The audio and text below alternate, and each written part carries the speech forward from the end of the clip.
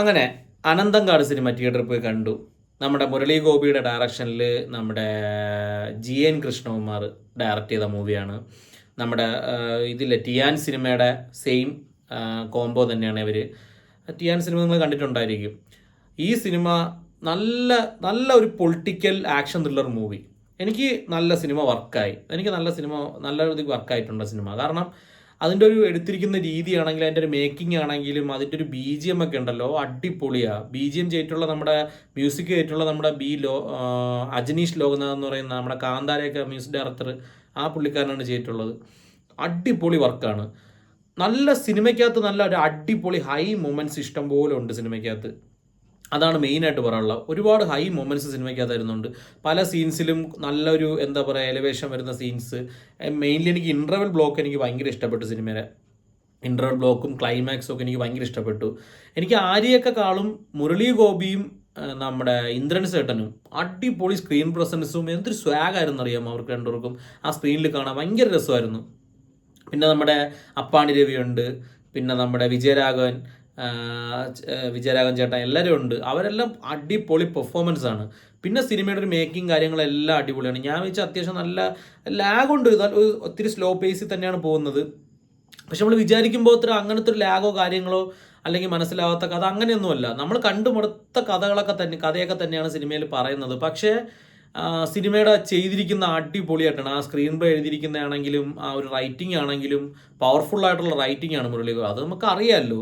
എന്തായാലും തീ കൊണ്ട് എഴുതുക എന്നൊക്കെ പറയില്ലേ, ആ കണക്കുള്ള നല്ല പവർഫുൾ റൈറ്റിംഗ് ആണ് മുരളി ഗോപിയുടെ. അത് ഈ സിനിമയ്ക്കകത്തും കറക്റ്റായിട്ട് കാണാൻ പറ്റും. കാരണം ഓരോ ഡയലോഗ് ആവട്ടെ, ഓരോ സീൻസ് ആവട്ടെ, അതെല്ലാം എഴുതിയിരിക്കുന്നുണ്ട്. ഒരു പവർഫുൾ റൈറ്റിംഗ് ആണ്.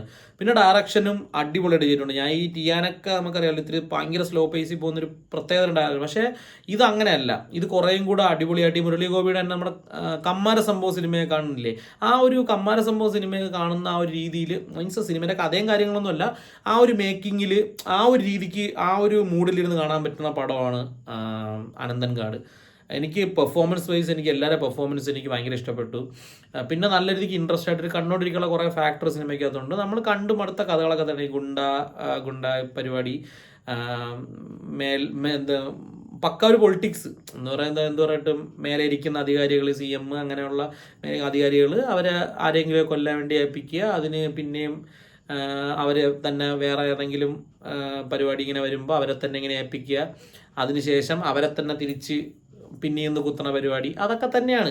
അങ്ങനത്തെ ഒരു സിനിമ തന്നെയാണ്, ഈ കഥ തന്നെയാണ് ഈ സിനിമയിൽ പറയുന്നത്. പക്ഷേ ഡയറക്ഷനിലൂടെയും ആ ഒരു മേക്കിങ്ങിലൂടെയും ആ ഒരു മ്യൂസിക് വർക്കിലൂടെയും ആ സിനിമ ഒരു ഫ്രഷ്നെസ് നൽകുന്നുണ്ട്. ആ സിനിമ കാണുമ്പോൾ നമുക്കൊരു ഫ്രഷ്നെസ്, തുടക്കം തന്നെ നമ്മളെ പിടിച്ചിരുത്തുന്ന കുറേ സംഭവങ്ങൾ സിനിമയിൽ ഇങ്ങനെ വരുന്നുണ്ട്. തുടക്കത്തെ എനിക്ക് ആ ഒരു ആര്യയുടെ ഒരു സീനൊക്കെ വരുന്ന ഒരു തുടക്ക സീനൊക്കെ എനിക്ക് ഭയങ്കര ഇഷ്ടപ്പെട്ടു. അതിലൊരു ഫൈറ്റ് സീൻസൊക്കെ അടിപൊളിയായിട്ടുണ്ട്. ഫൈറ്റ് സീൻസ് ആണെങ്കിലും ആ ഒരു എന്താ പറയുക, ആ ഒരു ഷൂട്ട് ഔട്ട് സീൻസൊക്കെ ഉണ്ട്. അതൊക്കെ നൈസായിട്ട് അവർ ഒരു ഫാസ്റ്റ് ബേസിൽ അങ്ങനെയൊക്കെ പോകുന്നൊരു സാധനമാണ്. ഈ ബ്രഹ്മാണ്ഡ പടം അങ്ങനത്തെ ടൈപ്പിൽ പോകണ്ട.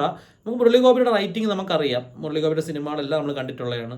ആ ഒരു റൈറ്റിങ്ങിൽ നല്ലൊരു ഡയറക്ഷനിൽ ഒരു പക്ക ഒരു എന്താ പറയുക നല്ലൊരു പൊളിറ്റിക്കൽ ആക്ഷൻ ത്രില്ലർ മൂവി, ആ ഒരു നല്ലൊരു പൊളിറ്റിക്സ് പറയുന്ന ഒരു ആക്ഷൻ ത്രില്ലർ മൂവി കാണാൻ താല്പര്യമുണ്ടെങ്കിൽ എന്തായാലും സിനിമ പോയി ഒന്ന് കണ്ടു നോക്കുക. തിയേറ്ററിൽ ഇപ്പം റിലീസായിട്ടുണ്ട്.